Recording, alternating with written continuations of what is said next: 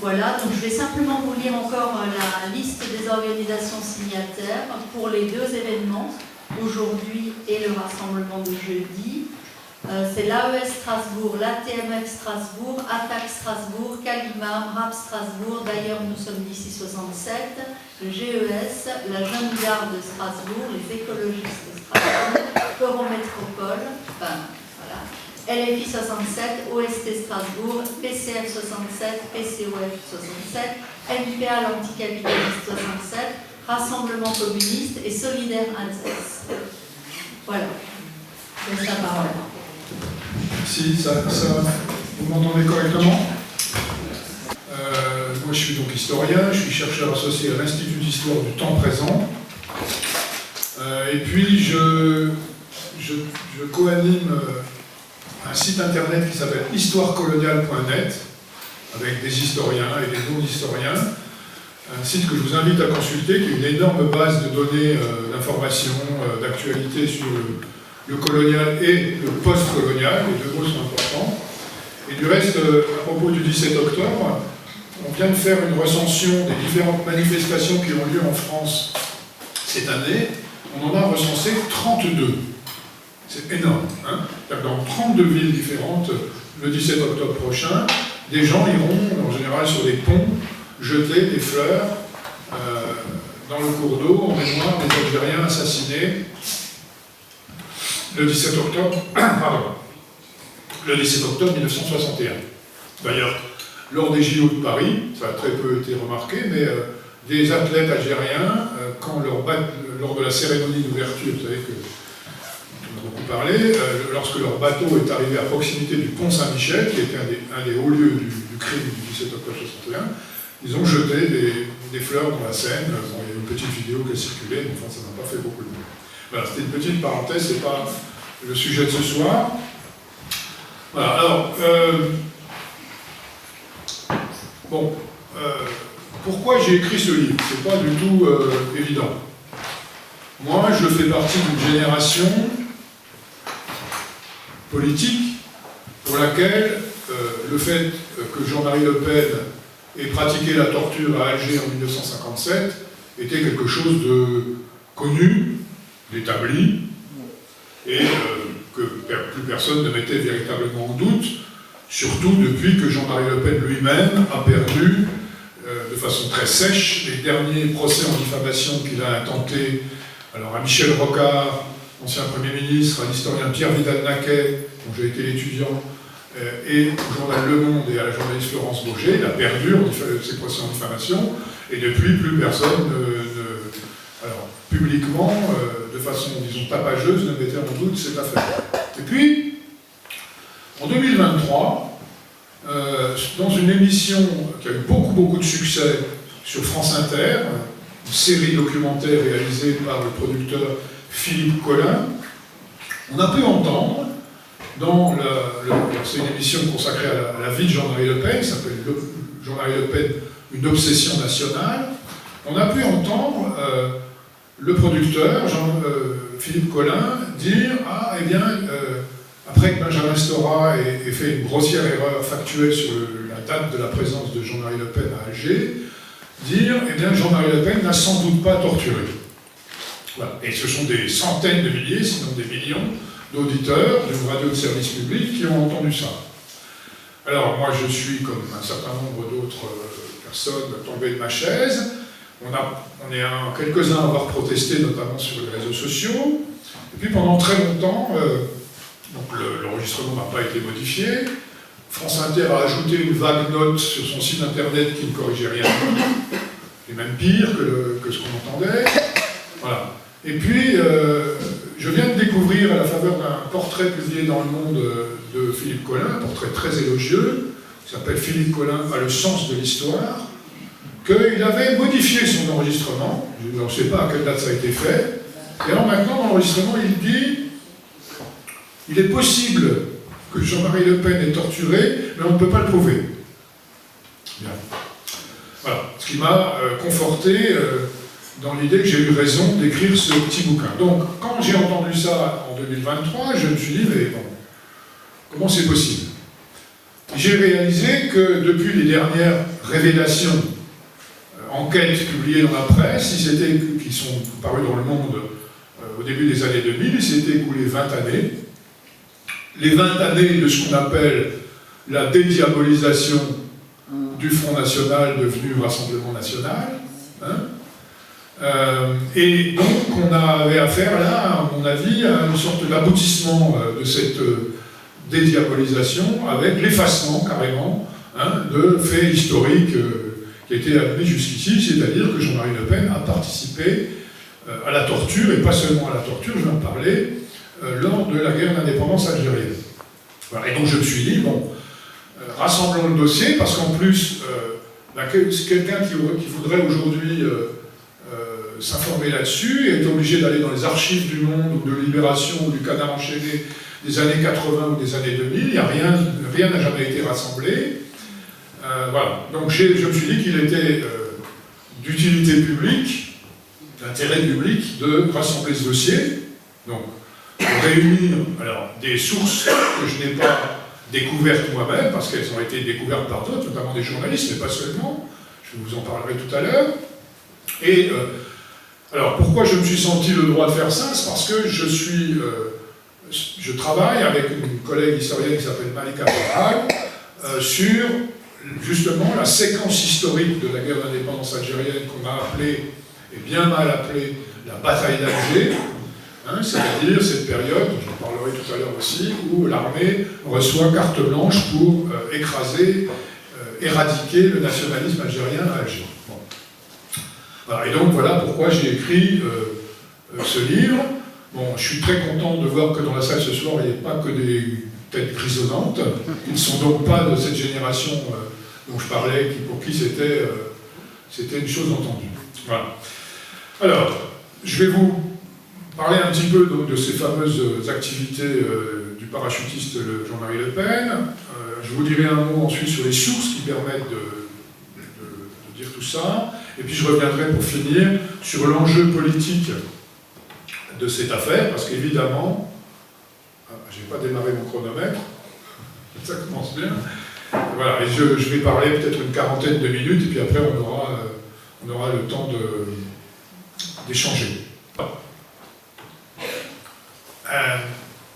Dans les années 50, le jeune Jean-Marie Le Pen est un militant ultranationaliste, anticommuniste obsessionnel, comme on pouvait l'être en plus pendant ces années de la guerre froide, on va dire d'obédience fasciste, et dès 1955, il s'engage dans l'armée, dans un régiment parachutiste, pour aller combattre la subversion communiste internationale au Vietnam, d'abord, en Indochine, pardon. Voilà. Donc ça, on ne sait pas toujours. Il commence par un engagement en Indochine, avec l'idée de défendre l'Empire contre le communisme international. Alors, on ne sait pas très bien ce qu'il fait. Alors, ce qui est sûr, c'est que ça n'est pas du tout un militaire de carrière.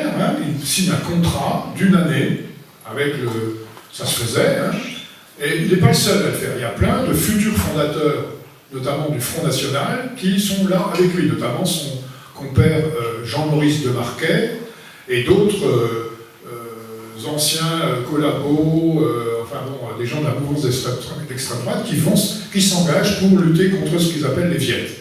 Alors qu'est-ce que fait Jean-Marie Le Pen en Indochine? Il est très difficile de savoir.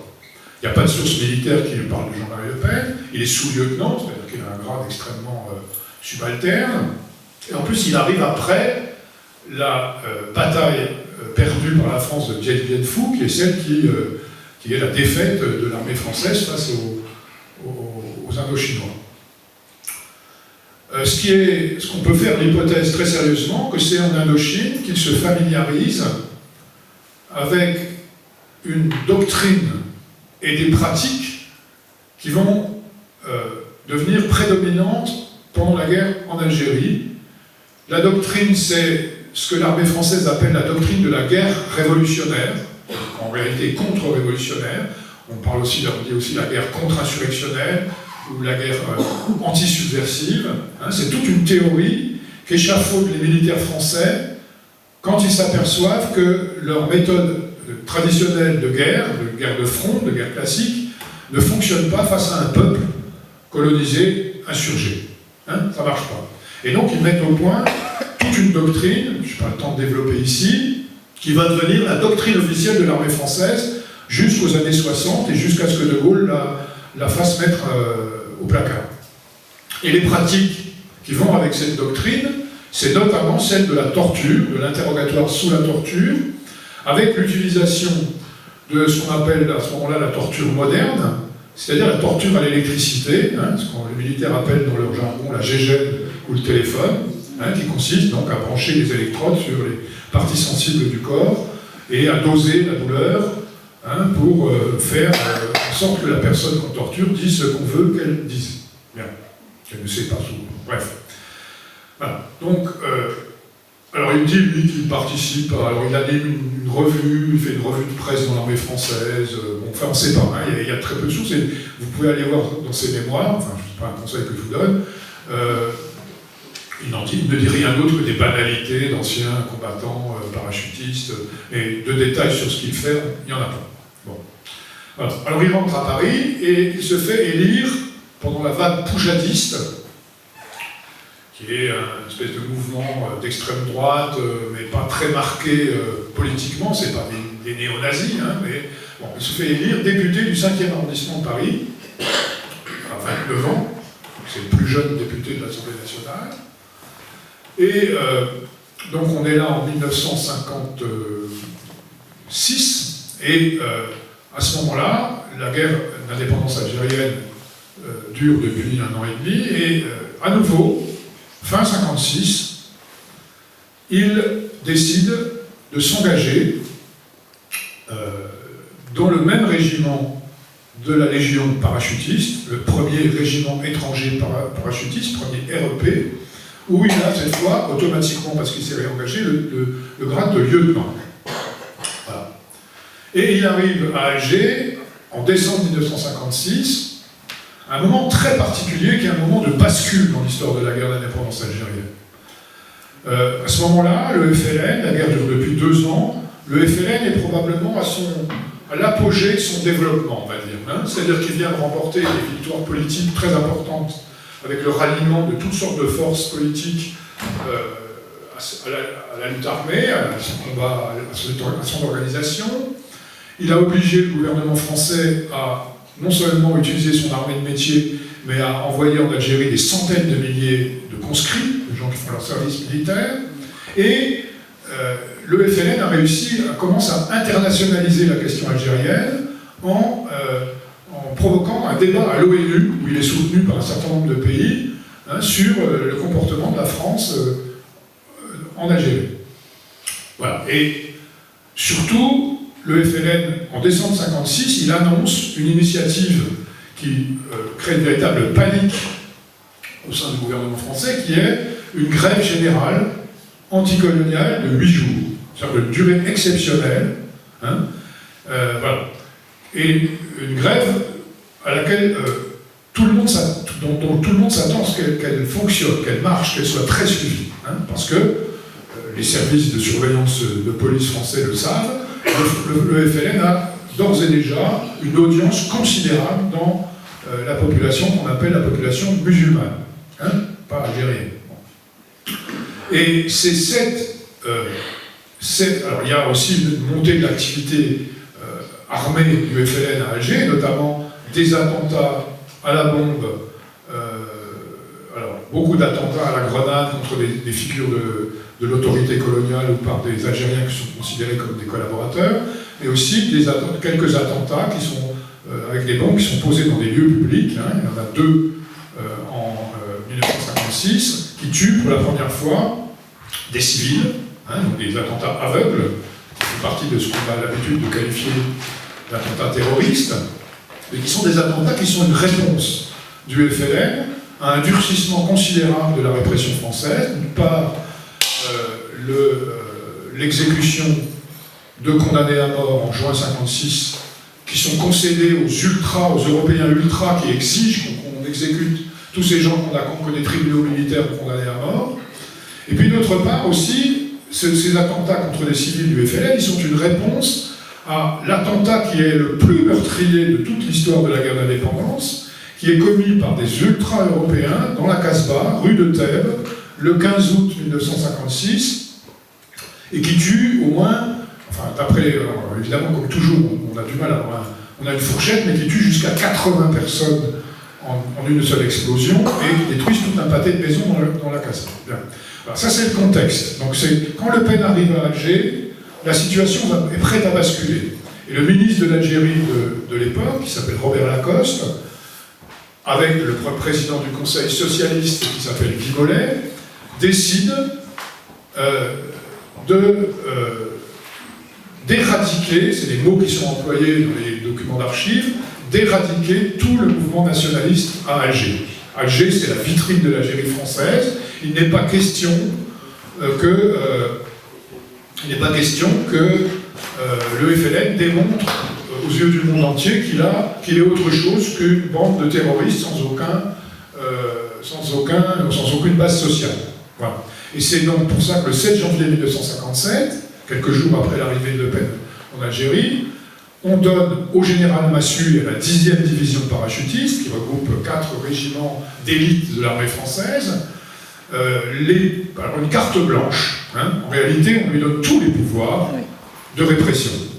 On dit que ce sont les pouvoirs de police qui lui sont transférés, mais les pouvoirs qu'on lui donne n'ont rien à voir avec ce qu'on appelle les pouvoirs de police en réalité. Parce que les militaires peuvent enlever, détenir clandestinement qui ils veulent, ils peuvent les interroger sans aucun témoin dans des lieux, encore une fois, très souvent clandestins, sans limitation de durée, hein, et sans même qu'on puisse savoir de quoi ces suspects sont suspects. Hein, voilà. Donc, on a vraiment ici... Alors, ce qui va démarrer, c'est quelque chose que j'étudie avec ma collègue Malika Rahal, c'est en réalité ce qu'on va appeler plus tard en Amérique latine, dans les dictatures d'Amérique latine, en Argentine par exemple, le phénomène de la disparition forcée. Vous savez, vous avez tous entendu certainement parler des folles de la place de Mai, qui à Buenos Aires réclamaient la vérité et la justice sur la disparition de leurs proches disparus. Ben, en fait, ce que font les militaires français à Alger en 1957, c'est ça, sauf que ça n'a pas encore de nom. Le crime de disparition forcée ne va être défini par le droit international que dans les années 80, à partir et 90, à partir de son observation en Amérique latine. Et en Amérique latine, où des militaires français, des officiers français, sont allés, après la guerre d'Algérie, enseigner ces techniques de répression, de la guerre contre-insurrectionnelle. Voilà, ça c'est pour le contexte, et c'est quand même important de le rappeler, parce que sur la bataille d'Alger, vous savez, il y a des kilomètres de littérature qui ont été écrits. En général, ça n'est que la reproduction du discours de propagande des officiers de l'armée française. Hein, et il y a un film extraordinaire sur cette bataille d'Alger, qui est le film de Gillo Pontecorvo, mais d'une certaine façon, c'est un très bon film, très intéressant, mais d'une certaine façon, il accrédite ce mythe selon lequel l'armée française n'aurait fait que traquer le réseau des poseurs de bombes du FLN. Bon, on aurait employé des méthodes un peu, comment dirais-je, excessives, hein, voilà, la torture, mais finalement serait parvenu à la fin, en octobre 1957, à tuer les derniers membres du réseau bombe du FLN. En réalité, ce qui s'est passé, c'est ce que moi et Malika Rahal appelons un politicide, c'est-à-dire la tentative, largement réussie d'ailleurs, d'éliminer entièrement un mouvement politique au sein de la population algéroise. Voilà. On revient maintenant à Jean-Marie Le Pen. Alors Jean-Marie Le Pen, même chose, pour savoir ce qu'il a fait, c'est pas la peine d'aller dans les archives du premier REP, je l'ai fait, les journaux de marche, vous savez, mais dans les journaux de marche de régiment, chaque soir, l'officier, il note sur un carnet des activités qui sont des activités légales, et en aucun cas, les militaires ne tiennent la chronique écrite de leurs crimes. Hein, parce que même dans le contexte que je viens de décrire, la torture, les exécutions sommaires restent illégales. Hein, et les militaires savent bien que même si à ce moment-là, ils ont un pouvoir politique qui les couvre, et même qui les encourage, ça peut changer, hein, et donc jamais ne prennent le risque de laisser des traces écrites de tout ça.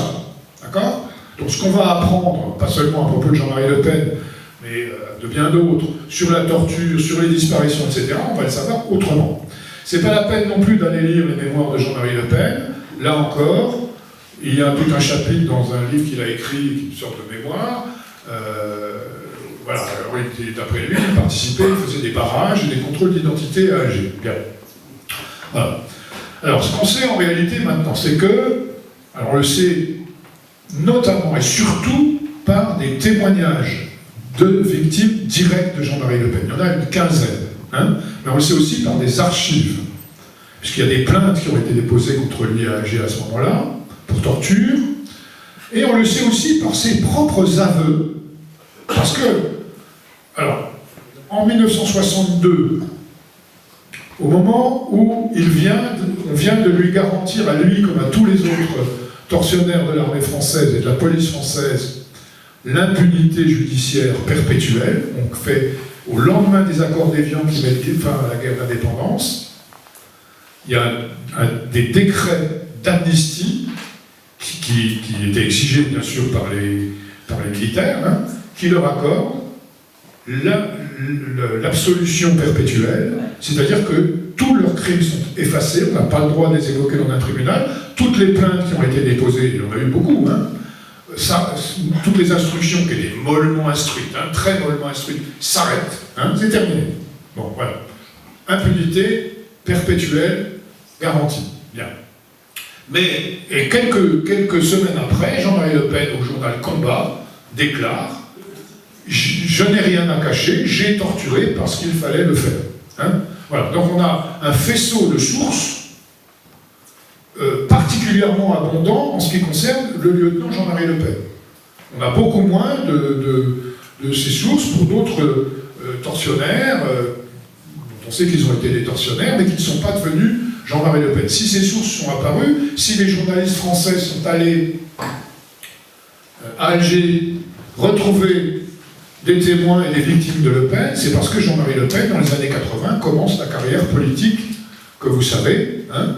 Il se présente en 84 aux élections européennes, puis ensuite il brille les plus hautes fonctions de l'État, et donc voilà, c'est comme ça que ça intéresse les Français. Jusque-là, ça ne les intéressait pas, et donc on n'avait rien. Alors là, je reviendrai tout à l'heure, la presse a publié un grand nombre de témoignages très circonstanciés de victimes de Jean-Marie Le Pen. Alors, il n'est pas possible, alors, il ne reste que 3 mois, Jean-Marie Le Pen, à Alger. Il est arrivé fin 56, il repart le 31 mars 1957. À mon avis, je ne peux pas développer là-dessus ici, mais à mon avis, ce sont les autorités françaises qui lui demandent de foutre le camp. Parce qu'il a, pas du tout parce qu'il a torturé, parce que, encore une fois, il est très loin de le faire, d'être le seul à le faire, mais parce qu'il a un comportement tapageur, et notamment qu'il s'affronte avec la police d'Alger. Hein, il y a plusieurs affaires, il y a des traces dans les archives de tout ça, bref, si ça vous intéresse vraiment, allez voir mon bouquin, mais je pense qu'on lui demande de partir. Il est député quand même, hein. C'est-à-dire que le nouveau scandale au mois de mars 57, quand commence le scandale sur la torture en France, que le général Bollardière démissionne, que Vercors renvoie sa Légion d'honneur, qu'on apprend le suicide mystérieux de Dali Boumendjel, etc., etc. Une affaire mettant en cause un député qui est accusé, contre qui des gens viennent de porter plainte pour torture, alors qu'ils n'ont même rien à voir avec le mouvement nationaliste algérien, ça ferait des hommes. Donc je pense qu'on lui a demandé de partir, en tout cas il n'a pas fini son contrat, personne ne l'avait remarqué, qui devait durer encore 2 mois, me semble-t-il, j'ai un peu oublié, pardon. Voilà. Alors, j'ai dans mon livre, en utilisant les témoignages des Algériens et des autres sources, essayé de reconstituer son séjour. Au cours de ce séjour, on peut dire qu'il est coupable d'au moins une quinzaine d'actes de torture qui sont racontés par des victimes de façon circonstanciée, parfaitement crédible, hein, quand on les compare les unes aux autres, quand on les confronte au contexte algérois, que je connais assez bien à ce moment-là, quand on sait que ces victimes sont allées, ont répété le même récit pendant une vingtaine d'années, sans varier, sont allés les répéter devant des tribunaux en France quand Jean-Marie Le Pen portait plainte en diffamation, donc sous serment. Il y a un faisceau de choses qui prouvent que ces témoignages sont crédibles. Alors je ne vais pas tout vous raconter, je vais peut-être vous raconter quand même seulement un épisode particulièrement emblématique, c'est l'histoire de Le Pen et la famille Moulet. Dans la nuit du 2 au 3 mars 1957, Jean-Marie Le Pen, qui est à la tête d'une petite quinzaine d'hommes, pénètre avec fracas dans une maison de la Casbah. Ça, c'était la technique habituelle. C'est-à-dire que les paras avaient pour objectif non seulement de faire peur aux gens chez qui ils arrivaient, mais de faire peur à tout le quartier. Tout ce qu'ils font a un but, c'est de répandre la peur. Bon. Donc ils rentrent avec fracas dans la maison, ils défoncent la porte, ils rentrent souvent par les fenêtres ou par les terrasses, etc. Ils brutalisent les habitants de la maison et ils sont à la recherche d'un dénommé Ali Bariz, dont le nom a dû être mentionné au cours d'un interrogatoire sous la torture, etc. C'est comme ça que ça marchait. Et on comprend que Le Pen, il passe une bonne partie de son séjour à faire des raids comme ça, de maison en maison, torture après torture, à la recherche de gens qui sont susceptibles d'avoir commis des choses, de cacher des armes ou d'être des membres du FLN, etc. Là, ils se saisissent du frère d'Ali Bariz, qui se trouve chez les Moulet, parce qu'il lui ressemble. Alors, vous savez, très souvent, les parachutistes étaient accompagnés d'un type avec une cagoule sur la tête, un sac avec deux trous, qui était là, qui était souvent lui-même un ancien torturé, qui était là pour désigner les gens qu'il fallait arrêter. Là. Ce soir-là, je ne sais pas si on avait un ou pas. En tout cas, ils se saisissent du frère d'Ali Bariz, qu'ils embarquent. Ils reviennent 2 jours plus tard, avec le frère en très mauvais état. Ils se sont aperçus de leur erreur. Et là, ils se mettent sur place à interroger Ahmed Moulet, le père de famille, le chef de la famille, devant sa famille. Donc, ils utilisent une des 2 méthodes qui sont recommandées par l'armée. Il faut savoir qu'on enseignait à une école tenue par Marcel Bijard à Philippeville la torture, mais une torture qui, contrairement à ce que l'on prétendait, les belles âmes parisiennes, n'était pas la même torture que celle de la Gestapo, puisque c'est ça qu'on dit en France, de toute façon très courante à cette époque-là. Des gens comme François Mauriac ou d'autres accusent l'armée française d'utiliser les mêmes méthodes que la Gestapo. Et les militaires disent non, nous on fait une torture humaine. C'est ce qu'ils enseignent à l'école de Jeanne d'Arc à Skikda, à Philippeville. Et cette torture humaine, elle consiste à utiliser l'eau et l'électricité, qui ont l'avantage de ne pas laisser trop de traces physiologiques en tout cas, parce que pour ce qui est des traces psychologiques, c'est autre chose, qui ont l'avantage de nécessiter peu de moyens et qui ont l'avantage de graduer la douleur. Voilà, donc il se raconte cette histoire. Il y a même un aumônier, l'aumônier de la 10e division parachutiste, qui écrit un sermon pour faire avaler la pilule à ses officiers parachutistes, dont beaucoup sont d'anciens résistants de la France libre, et dont beaucoup vont à la messe tous les dimanches, et certains ont du mal avec ça. Eh bien, Massu fait distribuer à tous ses officiers un sermon qui a été écrit par le révérend père Delarue, qui leur explique que, en gros, Dieu est avec eux, que c'est possible. Voilà. Entre 2 mots, on choisit le moindre, et on bâtit la légende, vous savez, le scénario de la bombe à retardement. Le scénario de la bombe à retardement, c'est le noyau dur, encore aujourd'hui, de cette idéologie qui veut qu'au nom de la lutte contre le terrorisme, on puisse commettre des crimes. Alors ce scénario de la bombe à retardement, il est très simple, vous pouvez l'entendre encore aujourd'hui dans la bouche de Marine Le Pen quand elle parle du terrorisme ou dans les débats à propos de Guantanamo ou d'Abu Ghraib aux États-Unis aujourd'hui, c'est le suivant. Quand vous avez pris un suspect dont vous savez qu'il a posé des bombes à retardement qui risquent de tuer des civils innocents, qu'est-ce que vous faites? Si vous lui demandez gentiment, il ne vous dira pas. Donc vous le torturez. Et, sous-entendu, c'est de cette façon-là, on a réussi à empêcher la mort d'innocents. Le problème, il y a un petit problème, c'est que c'est une fable. Hein, il y a un auteur qui a dit c'est la fable perverse des tortionnaires.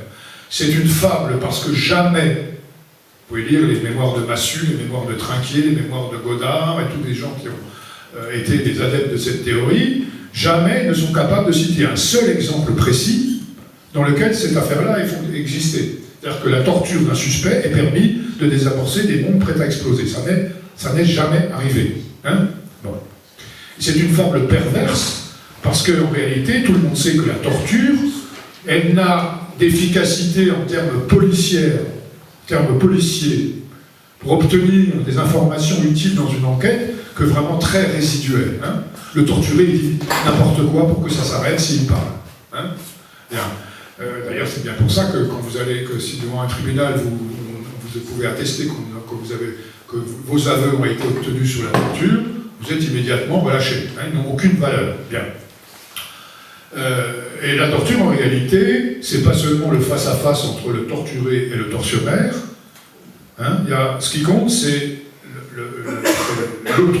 C'est un triangle. Il y a le tortionnaire, le torturé, et puis la population. C'est à elle qu'on veut faire peur. Hein. La torture, elle répand la terreur. Et c'est ça, sa fonction principale. D'ailleurs, vous savez, beaucoup de témoins racontent que, avant même qu'on leur ait posé une première question, on commençait à les passer à la gégène ou à leur faire boire de l'eau et à simuler la noyade. Avant même de leur poser une question. C'était une mise en condition. Hein, et tout le monde savait réagir à ce moment-là, que quand on était pris par les paras, ça arrivait quasiment tout le temps. Bon. Alors, je reprends, je me suis un peu égaré, donc j'étais en train de vous raconter ce qui se passe dans la famille. Donc, Le Pen, torture à l'eau, donc simulation de noyade, hein, le père Moulet. Et puis, le père Moulet étant électricien et ayant à côté de la maison, dans la même rue, une petite boutique d'électricien, un petit atelier, on l'emmène, soit pour fouiller la boutique, soit pour utiliser les instruments, on ne sait pas. Et à ce moment-là, les gens de la rue entendent un parachutiste dire à Le Pen « Lieutenant, il a crevé ». Je cite les paroles répétées. Alors il a crevé, comme dit le légionnaire, son cœur s'est peut-être arrêté, etc. Et là, la rue entend une rafale de mitraillettes tirée dans le corps d'Ahmed Moulet. Pourquoi? Pour faire croire à un règlement de compte entre Feidlaga. Ça, c'était quand la police ou l'armée était obligée de donner une explication à un décès comme ça, parce que là, on avait le corps, hein, eh bien, c'était une des explications faciles. On simulait donc un règlement de compte. Et quand Madame Moulet va 2 jours après au commissariat pour demander des comptes, on lui dit « Madame, votre mari est mort lors d'un règlement de compte entre Feidlaga ». Hein, Feidlaga, c'est-à-dire algérien nationaliste. L'histoire ne s'arrête pas là. Après le départ des parachutistes, le gamin de la maison, qui s'appelle Mohamed Moulet, 12 ans, tombe sur un ceinturon en toile dans lequel se trouve un poignard dans son fourreau. C'est le poignard que Jean-Marie Le Pen a perdu pendant cette nuit. Il le cache. Le lendemain, Jean-Marie Le Pen revient, retourne toute la maison, ne trouve pas le poignard. Ce poignard, il va passer des années sur le buffet du salon de la famille Moulet. Et le premier qui le voit, le premier Français qui le voit, qui la famille Moulet le montre, il s'appelle Lionel Duroy, il est journaliste à Libération. En 1984, il enquête sur le passé tortionnaire de Jean-Marie Le Pen. Et on lui montre un poignard, qui est un poignard des jeunesses hitlériennes, sur le fourreau duquel sont gravés les mots J.M. Le Pen, premier REP. Voilà.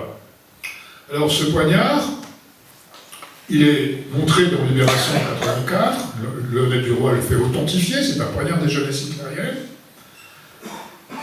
Alors, pourquoi Le Pen va dire après, enfin, qu'est-ce que c'est que cette histoire pourquoi je mets un poignard des jeunesses hitlériennes, c'est n'importe quoi. Une chose, c'est que dans le premier REP, un grand nombre des légionnaires de base sont d'anciens soldats de l'armée allemande, notamment d'anciens Waffen-SS, qui ont été incorporés, je crois que c'est 3000 anciens Waffen-SS qui ont été incorporés souvent de force en 1945 dans la Légion étrangère française. Et il est très possible qu'un légionnaire ait offert cette relique d'une époque que Jean-Marie Le Pen ne trouvait pas si terrible, d'ailleurs. Vous savez qu'il a ensuite édité des chants nazis pendant un moment, et comme ça, il gagnait sa vie. Voilà. Bon. Alors, le poignard, il a encore une histoire qui continue. 20 ans plus tard, Florence Baugé vient à Alger, elle aussi, c'est en 2002, au moment où Le Pen est candidat à la présidentielle et se qualifie face à Chirac pour le deuxième tour des présidentielles, ce qui met des millions de Français dans la rue à cette époque. Ça paraît être bien loin tout ça. Et Florence Baugé est envoyée par Edoui Plenel, qui est directeur de la rédaction du Monde à ce moment-là, pour continuer l'enquête sur le passé tortionnaire de Le Pen. Elle retrouve Moulay, Mohamed Moulay, qui, un peu écœuré par ce qui lui est arrivé quand il est venu témoigner en France, commence par dire non, c'est bon, je ne peux plus faire ça. Elle le persuade, et il retémoigne, et elle finit par obtenir, elle le raconte dans un livre qui va être réédité bientôt, par faire passer le poignard en France et par le produire lors du procès qu'elle va gagner que Jean-Marie Le Pen lui a intenté pour diffamation. Alors, ça produit un certain effet dans le tribunal, puisqu'on parle du poignard. À un moment, la présidente dit alors il est où ce poignard? Et là, l'avocat dit il est là, il le montre. Alors ça provoque la stupéfaction, c'est une preuve matérielle, s'il est authentique naturellement, ce qui, à mon avis, est tout à fait certain, de la présence de Le Pen dans cette maison. Voilà. Alors voilà une des histoires, il y en a beaucoup d'autres qui sont terribles. Voilà. J'ajoute une autre chose pour terminer là-dessus, c'est que un des témoins a vu Jean-Marie Le Pen et dit avoir été torturé et par Jean-Marie Le Pen et par Paul Ossarès.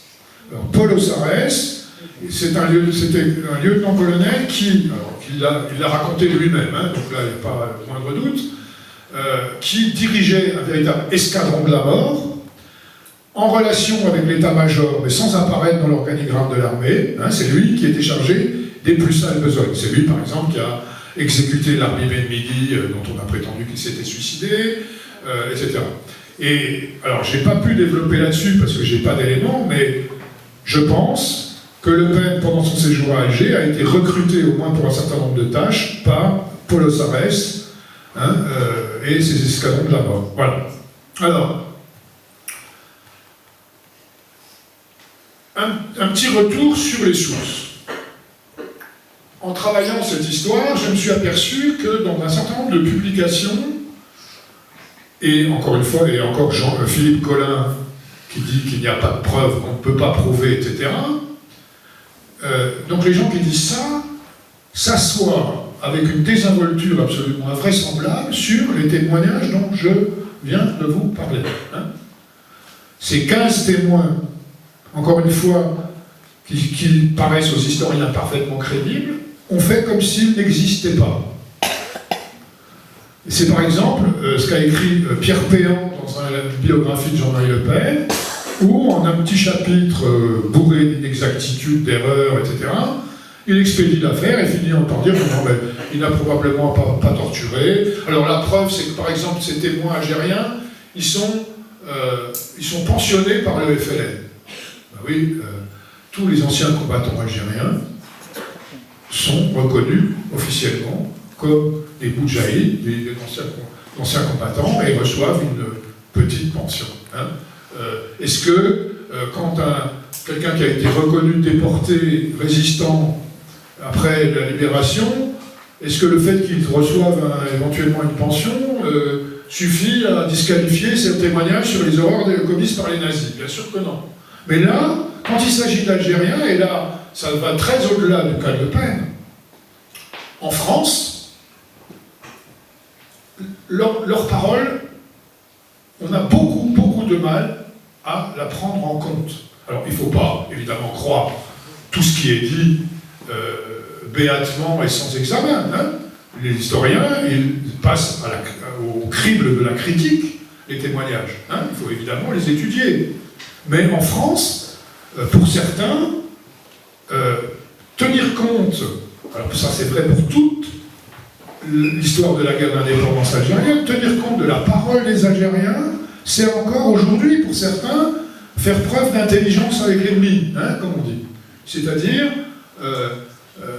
commettre une trahison. Et là, on touche quelque chose de particulièrement fort dans ce pays, c'est l'extrême difficulté à regarder cette guerre comme on regarde d'autres guerres, d'autres drames de ce genre. Quand on étudie le génocide des Arméniens, par exemple, hein, je prends un exemple au hasard, on n'a pas d'archives turques très nombreuses qui prouvent le génocide. Hein. Si on est capable de le raconter, le génocide, c'est parce qu'on est allé interroger, parce que les victimes ont raconté et qu'on les a crues. D'accord? On n'a pas tout cru, mais on a voilà. Mais ça, on est incapable de le faire avec la guerre d'indépendance algérienne. C'est comme ça. Bon. Alors, évidemment, cette histoire, elle a un enjeu pas seulement historiographique. Hein. Le rôle de Jean-Marie Le Pen dans la guerre d'indépendance algérienne, il est peanuts. Hein. Et même dans la bataille d'Alger. Ça n'est qu'un lieutenant qui a torturé comme des centaines d'autres officiers de renseignement. Voilà. Et donc sa participation n'a rien changé. C'est pour ça qu'aucun historien n'avait eu l'idée saugrenue jusqu'ici d'écrire un livre là-dessus. Ça ne change rien à l'histoire de cette guerre. Tout ce que a fait Le Pen, on sait que ça a été fait. Hein. C'est parfaitement établi. Sur la torture, lisez le livre de Raphaël Branche, L'armée française et la torture, etc. Bon. Évidemment, il y a un autre enjeu. Et j'en reviens à ce que je disais aujourd'hui sur le phénomène de la dédiabolisation. Hein. Quand on stigmatise le Rassemblement national devenu Front National, le Front National devenu Rassemblement national, on rappelle toujours, à juste titre, qu'il a été fondé autour de Jean-Marie Le Pen en 1972 par des gens qui sont souvent d'anciens collabos, il y a même un ancien Waffen-SS, hein, et donc voilà. Et donc ça, c'est l'infamie originelle, qu'on rappelle à juste titre, de ce mouvement qui s'appelle aujourd'hui le Rassemblement national. Mais on oublie, de façon, à mon avis, très significative, d'un angle mort de la réflexion en France sur notre histoire, on oublie la matrice colonialiste, la matrice du racisme colonial dans l'histoire du lepénisme. Hein? Quand il rentre d'Alger, après son séjour sanglant, qu'est-ce que fait Jean-Marie Le Pen? Il capitalise politiquement. Et il comprend que cette génération qui tourne autour de lui, d'anciens collabos, de gens qui sont, depuis 1945, interdits de parole par ce passé antisémite et collaborationniste, qui sont frappés au sceau de l'infamie collabo, il comprend que la défense de l'Empire, que la défense de l'Algérie française, c'est ce qui va leur permettre de se refaire la cerise, comme on dit, hein, de pouvoir réapparaître publiquement, de se présenter à des élections, etc. Et tout de suite, Jean-Marie Le Pen, dès le mois d'août 1957, quelques mois après être rentré, il crée un premier parti politique qui s'appelle le Front National des Combattants. Ce parti a déjà comme emblème la flamme tricolore, le logo emprunté au parti fasciste italien. Et il rassemble autour de lui des pieds noirs ultras, des fascistes classiques, des militaires. Hein, voilà. Puis arrive 1962. 1962, l'indépendance de l'Algérie, pour l'extrême droite française en particulier, c'est le désastre total. C'est une défaite dont ils vont mettre très longtemps à se remettre. Hein, d'accord? Ils s'étaient investis, c'est le moins qu'on puisse dire, s'agissant de Jean-Marie Le Pen, mais encore une fois, il n'est pas le seul à faire ce parcours d'engagement. Hein. Ils s'étaient investis à mort dans cette histoire, et pour eux, l'indépendance de l'Algérie, c'est un désastre. Un désastre. Mais dans la décennie qui suit, et donc 62, indépendance de l'Algérie, 1972, création du Front National, et en gros, ils ont compris que être publiquement antisémite comme ils l'étaient, et comme ils le sont encore très souvent, hein, c'est plus possible. Et qu'il faut substituer, pour continuer à actionner le nationalisme raciste, il faut substituer aux juifs apatrides qu'ils détestaient ostensiblement et de façon tapageuse jusque-là, il faut lui substituer l'arabe, alors d'abord essentiellement algérien, hein, l'arabe immigré musulman. Je dis musulman parce que l'islamophobie, elle est déjà présente. Hein, et c'est quelque chose qui a une origine coloniale aussi très, très précise, je pourrais en parler. Et là, c'est la martingale. C'est la martingale.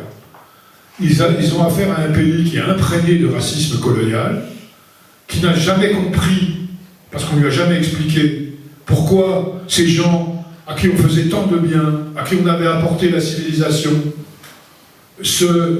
étaient aussi tellement ingrats et nous avaient foutu dehors à coups de bombes. Hein. On ne l'a jamais expliqué aux Français, ça. Hein. En 62, on a tourné la page et on n'en a plus parlé.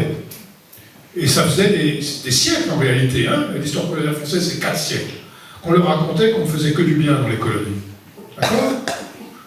Donc, la décolonisation n'avait pas de sens, n'a jamais trouvé son sens pour le public. Et le racisme anti-arabe en particulier, anti-algérien, a été décuplé pendant la guerre d'indépendance algérienne. Hein. Et donc Le Pen, il s'adresse à une population dans laquelle il exploite ce racisme. Hein. Le premier slogan qui va marcher, c'est 1 million d'immigrés égale 1 million de chômeurs. Dans le début des années 80, je crois, ou fin des années 70, et c'est la martingale. Hein. L'ennemi intérieur, c'est l'arabe musulman. Voilà. Et dans leur imaginaire, mais ça vous pouvez encore le voir aujourd'hui, aller chez Louis Alliot à Perpignan, où on honore les criminels de l'OAS et où on crie encore « Vive l'Algérie française » dans des rassemblements, ou à Béziers chez Robert Ménard. C'est Robert Ménard, hein, je ne sais pas. Ouais. Ces gens-là, dans leur imaginaire, ils continuent en France une guerre qu'ils ont perdue en Algérie. Hein. C'est vraiment ça. Et ils vous disent, mais voilà, on a perdu l'Algérie française et on a la France algérienne. C'est ça le discours, hein, mais c'est encore aujourd'hui. Hein, moi, je suis beaucoup sur les réseaux sociaux, j'ai ça tous les jours. Hein, et on sent bien que le temps qui passe, avec les vieux pieds noirs, etc., les anciens combattants, normalement, beaucoup ont trépassé, ça devrait avoir passé. En réalité, ça se régénère au sein de la fachosphère, chez les Zemmour, au Rassemblement national, chez les Républicains également. Hein. Vous avez entendu notre cher Bruno Retailleau dire que la colonisation, c'était une main tendue. Hein, comme François Fillon qui nous déclarait que les Africains avaient eu bien de la chance puisque la France avait bien voulu partager sa culture avec eux. Vous savez, la nostalgie du colonialisme, c'est très largement partagé. Hein. Pour les nationalistes et les suprémacistes blancs, l'époque coloniale, c'est l'âge d'or perdu. Hein. C'est l'époque où les blancs étaient à leur place et les non-blancs à la leur. Hein. Et ça, c'est quelque chose qui... Voilà. Alors, je crois que j'ai largement dépassé les 45 minutes dont je parlais. Je vais m'arrêter là, simplement. Voilà, je pense qu'il y a vraiment un travail à faire pour rappeler que, et évidemment, quand on voit le niveau auquel est arrivé le racisme et l'islamophobie en France aujourd'hui, s'interroger et réfléchir sur les origines de tout ça, c'est à mon avis une certaine importance. Voilà, c'est une chute pas terrible, mais je vais m'arrêter là parce qu'il ne faut pas abuser. Merci.